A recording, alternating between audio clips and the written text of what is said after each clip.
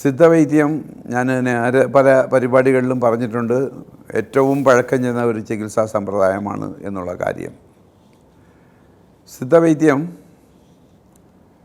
ഇവിടെ കുറച്ചെങ്കിലും വേര് പിടിക്കാൻ കാരണമായിട്ട് ഞാൻ 3-4 കോൺഫറൻസുകൾ നടത്തി. ഒരു 3 നാഷണൽ കോൺഫറൻസ് നടത്തി. പിന്നെ 2014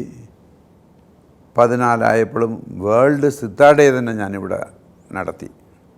ഈ വേൾഡ് സിദ്ധ ഡേ നടത്താൻ ഒരു കാരണമുണ്ടായിരുന്നു.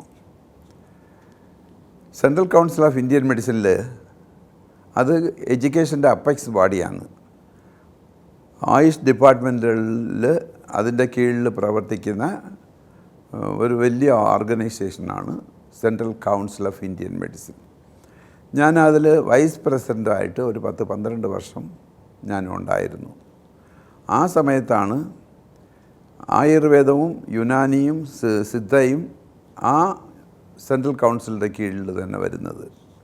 അപ്പോൾ ഞങ്ങൾ 3 സിസ്റ്റത്തിലെ ആൾക്കാർ ഒരു തീരുമാനമെടുത്തു.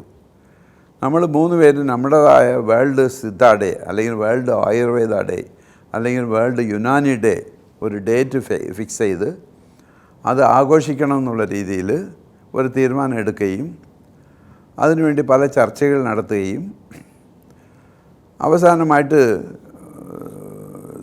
ആയുർവേദത്തിൻ്റെ ഡേറ്റ് ഫിക്സ് ആയില്ല. യുനാനിക്കാർ അവരൊരു ഡേറ്റ് ഫിക്സ് ചെയ്ത് അവർ ആഘോഷങ്ങൾ തുടങ്ങി. അങ്ങനെ ഇരിക്കുമ്പോൾ ഞാൻ ഒരു 6-7 മീറ്റിംഗ് ഞങ്ങളെ സിദ്ധ ഡോക്ടേഴ്സ്, സീനിയർ ഫാക്കൽറ്റീസ്, പല കോളേജുകളിലുമുള്ള സീനിയർ പ്രൊഫസേഴ്സ് ഇവരെയെല്ലാം വിളിച്ചു കൂട്ടി പല മീറ്റിംഗ്, ട്രിവാൻഡ്രത്ത് മീറ്റിംഗ് നടത്തി, ചെന്നൈയിൽ പല മീറ്റിങ്ങുകൾ നടത്തി, ഡൽഹിയിൽ വെച്ച് മീറ്റിംഗ് നടത്തി.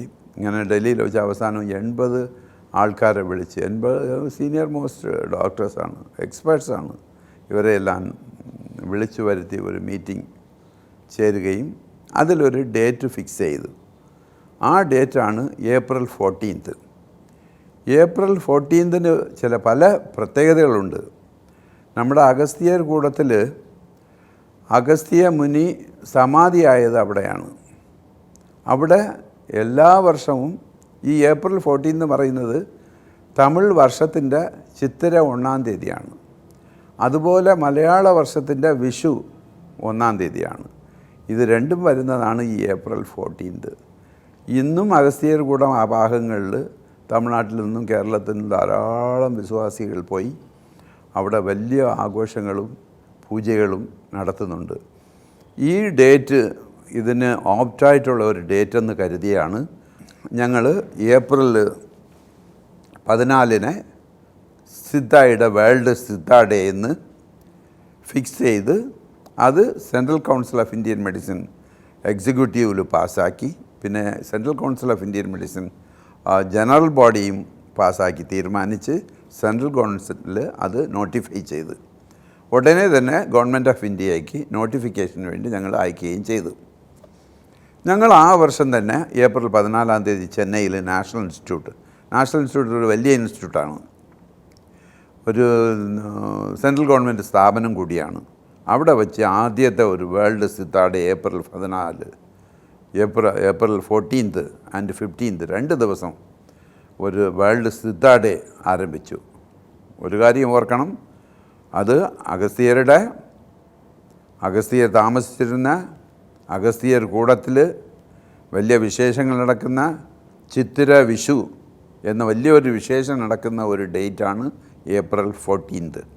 April 14 ഞങ്ങൾ തമിഴ്നാട് ഗവർണറുടെ അധ്യക്ഷതയിൽ ഒരു യോഗം ചെന്നൈയിൽ കൂടി 3000-ൽ പരം ആൾക്കാർ പങ്കെടുത്ത ആ യോഗത്തിൽ വളരെ ഫലപ്രദമായ പല തീരുമാനങ്ങൾ പാസ്സാക്കുകയും സിദ്ധ ഇനിയും ഡെവലപ്പ് ചെയ്യണമെന്നുള്ള രീതിയിൽ അവിടെ വന്ന എല്ലാ സീനിയർ IAS ഓഫീസേഴ്സ്, മന്ത്രിമാർ, അന്ന് തമിഴ്നാട് ഗവർണറായിരുന്ന സുർജിത്ത് എന്ന് പറയുന്ന എനിക്ക് തോന്നുന്നു അദ്ദേഹം ഒരു പഞ്ചാബിയാണ്.